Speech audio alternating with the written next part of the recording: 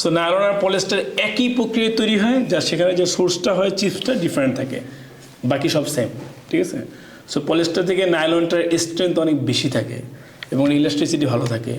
এই কারণে যেসব জায়গাতে আমাদের বেশি স্ট্রং আউটপুট দরকার, স্পেশালি আমরা যখন ওয়ার্কওয়্যার করি, ওয়ার্কওয়্যারগুলোতে নাইলনের অনেক ব্যবহার থাকে।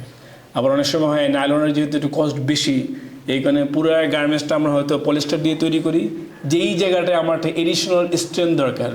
যেমন আপনি যদি একটা খেলাধুলা করতে যান, কোন কোন জায়গায় সবচেয়ে বেশি মানে ড্রেসটা স্ট্রেস পাবে, কোথায় কোথায়, সেটা হলো নিতে, তারপরে শোল্ডারে যারা ওয়ার্কে কাজ করে বিভিন্ন জিনিসপত্র নিয়ে টানাটানি করে, তারপর হলো এখানে এলবোতে এবং নিতে, এবং অনেক সময় ব্যাকেও লাগে, মানে কাজ করতে গিয়ে আপনি বসে পড়লেন, বারবার বসবেন উঠবেন, এই কারণে এইসব জায়গাতে এডিশনালি প্যাচ দেওয়া হয়, ঠিক আছে, যেটাকে আমরা রিইনফোর্সমেন্ট বলি।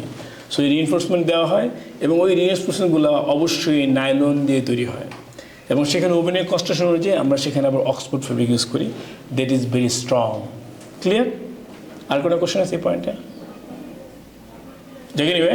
সো আমাদের ইনিশিয়াল আইডিয়া হলো ফাইবারের নামগুলো সম্পর্কে জানা। প্রথম দিন আমরা কি শিখবো?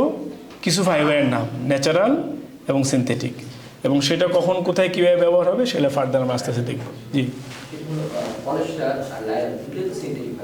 হ্যাঁ, দুদিনই সিনথেটিক ফাইবার।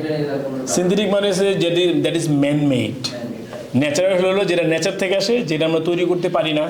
আমি চাইলে কিন্তু কটন বানাইতে পারবো না, সিল্কের মতো সুতা বানাইতে পারবো না, পাটের সুতা আমি বানাইতে পারবো না। এটা অবশ্যই নেচার থেকেই আসতে হবে, মানে আল্লাহ যদি দয়াময় করে দেয় তাইলে এটা আমি কাজে লাগাতে পারবো, আদারওয়াইজ আমি পারবো না, ঠিক আছে। আর ম্যানমেডটা হলো যে যদি অয়েল থাকে সেখান থেকে ক্রুড অয়েল থেকে আমরা নিয়ে নিজেরা তৈরি করে নিই, কারণ এটা সরাসরি ফাইবার বা সুতা আকারে আসে না।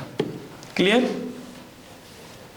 আচ্ছা, দেন আরেকটা হলো অ্যাক্রাইলিক, ঠিক আছে। অ্যাক্রাইলিকটা উলের মতো, মানে উল লাইক বাট আসলে উল না, এটা ন্যাচারাল, এটা হলো সিনথেটিক মানে ম্যানমেড। আর উলটা কি ছিল? ন্যাচারাল।